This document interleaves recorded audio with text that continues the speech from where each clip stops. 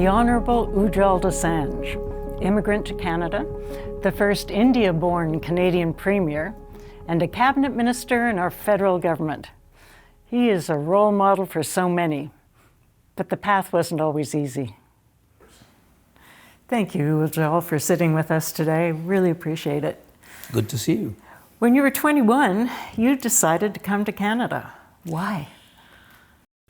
Well, I left India for many reasons, and one of them was that we were relatively poor, and I wanted to go to a particular school. My father didn't have the resources, and he was a tough guy, loving but tough, and I also wanted to kind of get away. So I actually sought college admission in Britain behind his back. He found out at the last minute that I had this admission and was really angry with me, didn't want me to leave India. But finally I persuaded him. My brother actually persuaded him to let me leave, and he gave me the fare and got me the passport and got me out. I wanted to be free. I wanted to be free of the restraints one has in the family. And you know, ever since I left India, I've been the freest person. Nobody's ever interfered in my life. You showed your interest in politics from the time you came to Canada as a young man because you joined the NDP. Yes, I was always politically conscious because my maternal grandfather fought the British for independence, spent some time in British jails. His uncle, his father's younger brother, was in Canada in the 1900s and went back to India to fight for the independence and was hanged by the British. So the politics was in the family. And my father was an activist for Congress as well. That when I came to Canada, I was in the lumber mill pulling lumber off the green chain. And I became a member of the NDP. And then gradually, as I went back to school, you know, the issue of the farm workers were very important. People were being exploited. Janitorial workers, subcontract workers were being exploited. So we set up a farm workers legal information service with a friend, John Borst, who had worked on Cesar Chavez's campaigns in California. He was also in the NDP. So it kind of one thing led to another. And that's, you know, I have this irrepressible desire to express my views, and it gets me into trouble sometimes, but... You have been outspoken and not afraid, which is a remarkable characteristic of yours. Well, you know, I never looked at it that way. Even when I was working on the janitorial farm workers contractor business, I used to get threats that they would do harm to me, but that never bothered me because I thought, yeah, in Canada, they can't do this in Canada. You know, in a third world country where there's feudalism and there is corruption, perhaps they can get away with it. So it kind of never bothered me, and of course, then it caught up with me in the 80s. But I didn't, you know, I always thought that I was, you know, I had done law eventually, and of course, I thought if I didn't speak up, how can I blame others for not speaking up? There are things that need to be said, and if you don't say it, you have no business sitting at home and stewing about it. So that's how I always ended up speaking. You mentioned that it caught up with you in the 80s, and that this was your feelings about violence, especially with the Sikh extremists. Take me through that story. What had you said that really bothered that particular group? In the 1980s, Mrs. Gandhi sent the army into the temple, Golden Temple, to flush out some holdouts who were sitting there with guns. First of all, you have no business, you know, stockpiling weapons in a temple and then start killing people or give orders to kill people outside or inside. And that's what was happening, and she took a long time to deal with it, and things deteriorated. She sent the army in. Of course, a couple of hundred soldiers died and hundreds of other people died. And the temple was demolished partially in the process, and people got angry. This was something they held very dear. It was very sacred to them. So some of them were violent here. They were doing hit lists of people that they thought were anti-Sikh, and they would want to sort them out or reform them, as they called them. And all I said was, look, I mean, the government of India has mishandled everything. First of all, you know, a bullet going into the temple or coming out of the temple is equally insulting to the religion. And so whether you're sitting inside with guns or the army coming in, they're both insulting your religion. And you shouldn't be violent. The lesson out of this is that there should be no violence in dealing with issues. You have political problems, deal with them, resolve them peacefully. That made them angry, because I was saying that those people sitting in the temple had no right to be armed, and the army didn't need to go in, and this should have been resolved peacefully. But because I didn't condemn the government only, I condemned those who were inside the temple as well, somehow I was anti-religion. And so you were attacked? Oh yes, I mean, I used to have threats, but I was used to threats. And I thought, nah, they wouldn't dare touch anybody in Canada, but you know, they did. And the funny thing is, I mean, the guy came at me with a metal bar, with a bolt at the end. And but you know, if it had been the 90s, or even now, I would have been dead. They would have the guns, because now there are lots of guns around. Look at the gangsters; they're killing each other every day with the guns. So in those days, the guns were rare. What were the injuries? It was, I had 84 stitches to my head, 2 layers of stitches. The wound was deep. It was They were sort of X's and Y's, because I got about 4 or 5 hits of the bar on my head.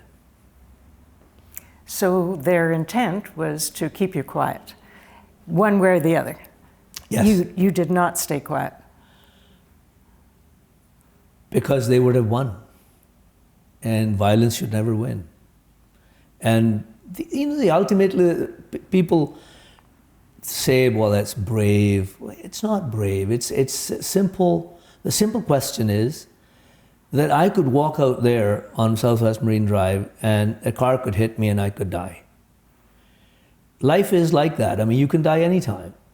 And if somebody wants to kill you, let them kill you. But if you can't speak your mind, living in Canada, one of the freest countries in the world, if you couldn't speak your mind freely and clearly, then you're like Walking Dead. You then decided, well, I will use my voice and I'm going to go into politics myself. And then in '91, I was an activist of the party. I'd run twice.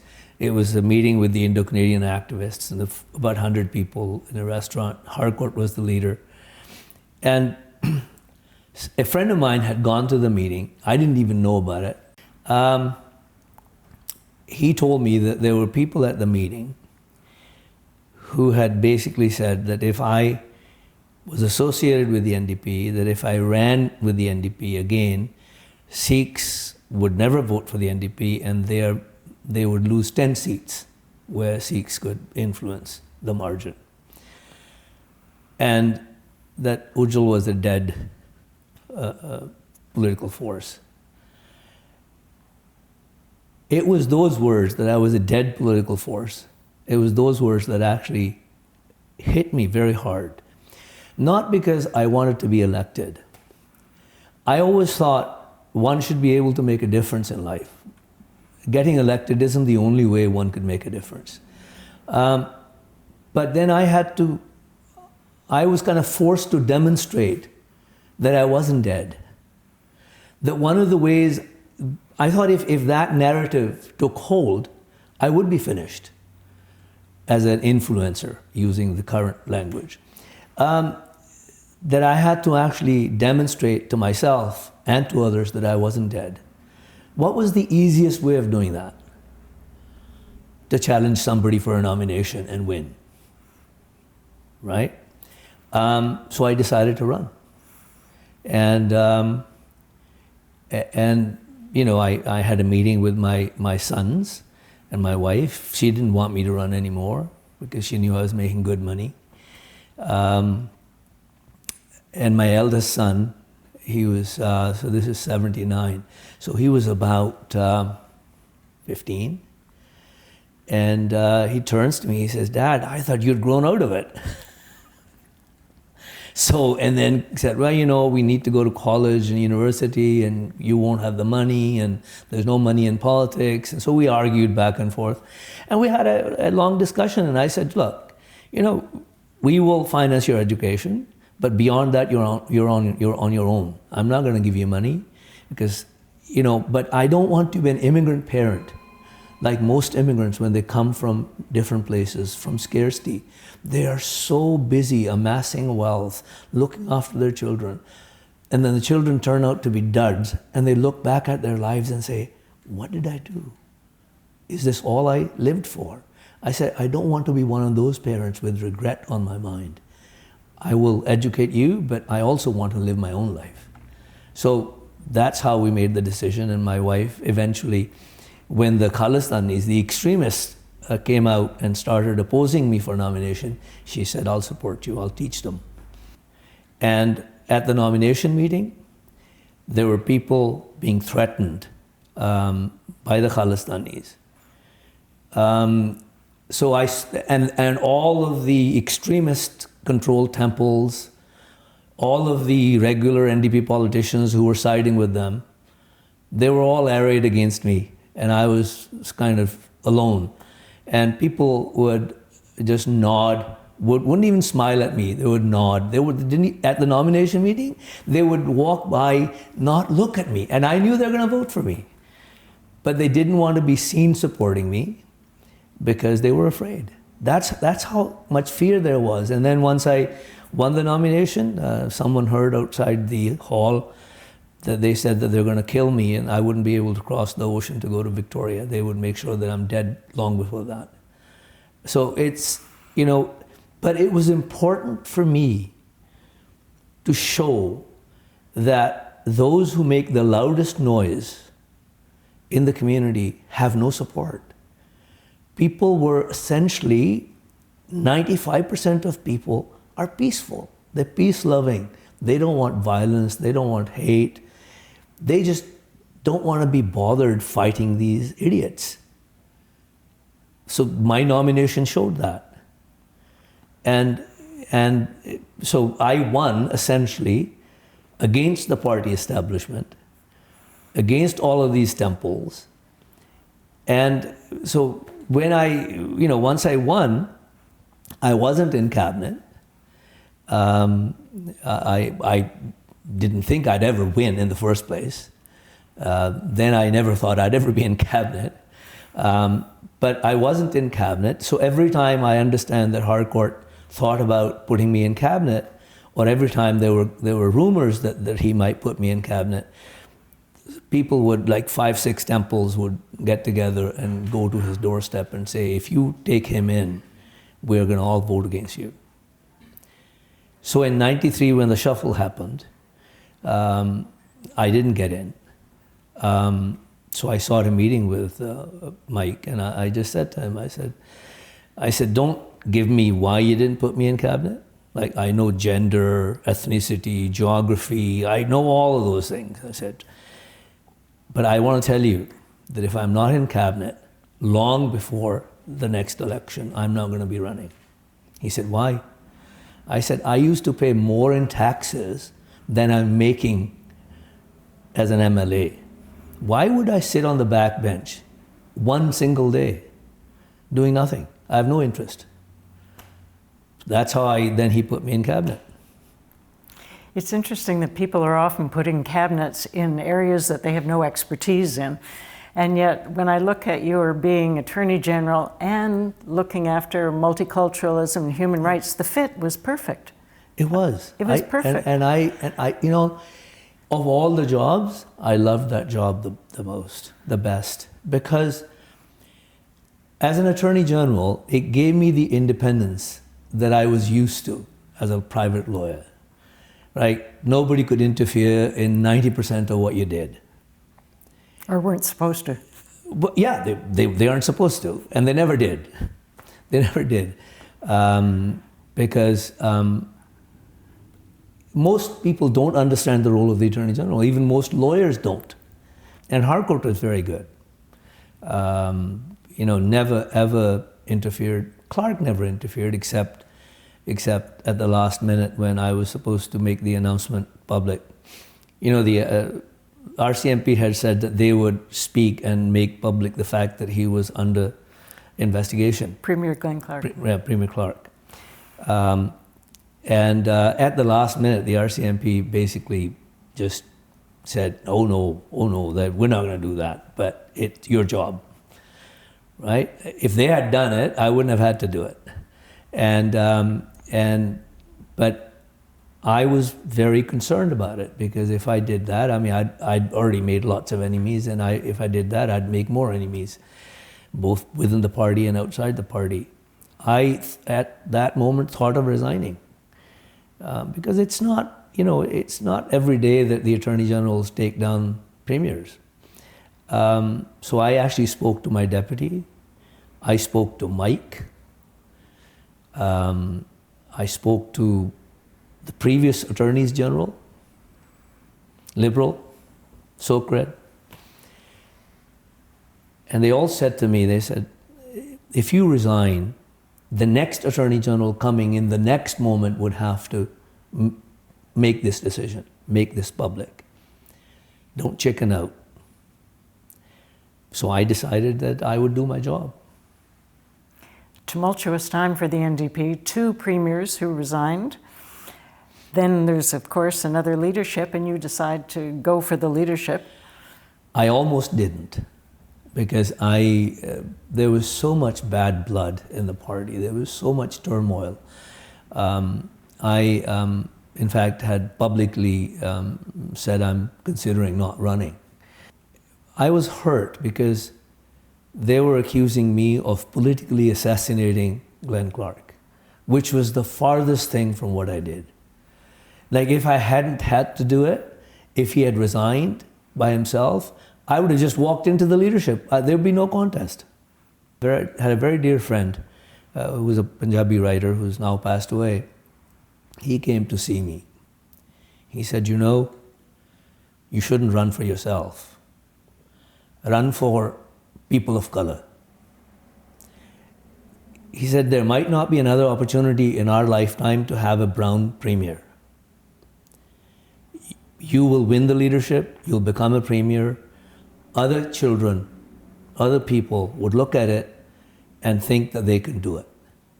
So I'm glad that I did it, but I had to go through a lot of emotional struggle to get there.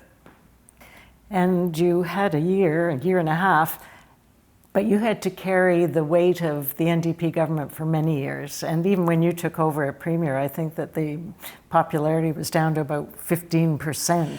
I think we were polling at 12. 12%. And so going into an election, it was kind of good luck to you. How did you personally take it? I knew going in that we were going to be slaughtered. That's why I didn't want to run for leadership, partly. Because it wasn't a prize anybody was looking for. So it didn't bother me. But I knew that people would blame me for the loss. Because what happens once the dust settles, people kind of, they have the knives out for you. That's why I actually resigned the night of the election. My staff was telling me not to. I said, no, there's no way. I'm done. You are full of surprises because you did say, I'm done. And then a couple of years later, you popped back up and interested in politics again, except with a change. Federal, and you changed parties. Yeah, well, I wouldn't say I changed parties, because federal Liberals are sort of the same as the British Columbia NDP. There's a carryover. Many New Democrats many people that vote NDP provincially vote federally for the Liberals, and vice versa. So, and I didn't, ideologically, there is absolutely no difference. I mean, look what Justin Trudeau is doing. He's outdoing the NDP in terms of the spending and the social spending and social justice issues. The other thing that persuaded me to run was that I had been approached by the NDP, Leighton and others, to run for the NDP, and I said no, because I don't believe that the NDP really has a role federally anymore. They split the left, and you get the Conservative government. That's what happened with the majority government for Stephen Harper, because Leighton got all the votes, and you had a majority Conservative government. Ujjal went on to be named Canada's Minister of Health under Prime Minister Paul Martin. It obviously takes a toll on a lot of people being in politics, that scrutiny and social media for sure. You had a heart attack halfway through your federal time. Yeah, almost halfway, yeah. Stress? I think so. I think you're always engaged. I mean, that's a good thing, but it also takes a toll on you physically, at least, if not mentally.